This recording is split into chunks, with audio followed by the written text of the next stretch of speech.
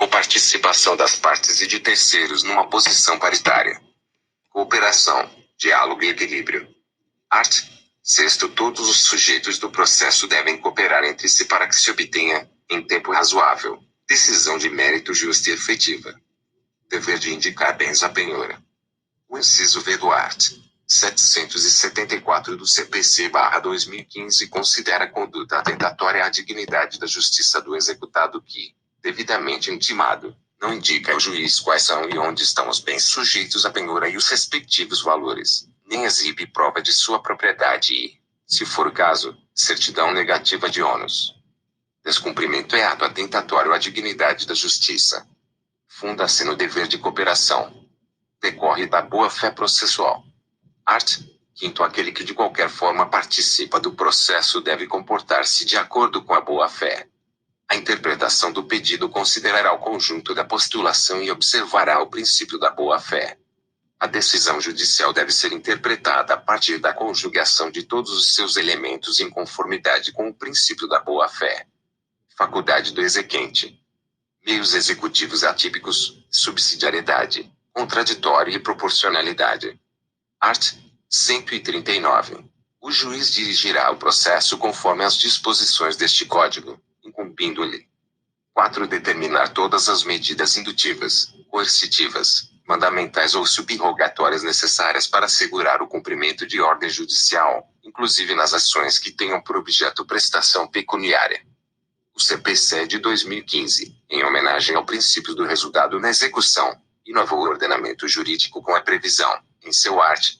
139, 4, de medidas executivas atípicas, tendentes à satisfação da obrigação exequenda, inclusive as de pagar quantia certa.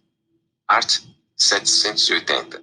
O exequente pode acumular várias execuções, ainda que fundadas em títulos diferentes, quando o executado for o mesmo e desde que para todas elas seja competente o mesmo juízo idêntico do procedimento. São títulos executivos extrajudiciais. E a letra de câmbio, a nota promissória, a duplicata, a debênture e o cheque.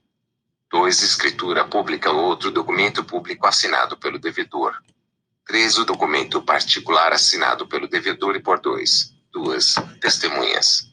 4. O instrumento de transação referendado pelo Ministério Público, pela Defensoria Pública, pela Advocacia Pública, pelos advogados dos transatores ou por conciliador ou mediador credenciado por tribunal.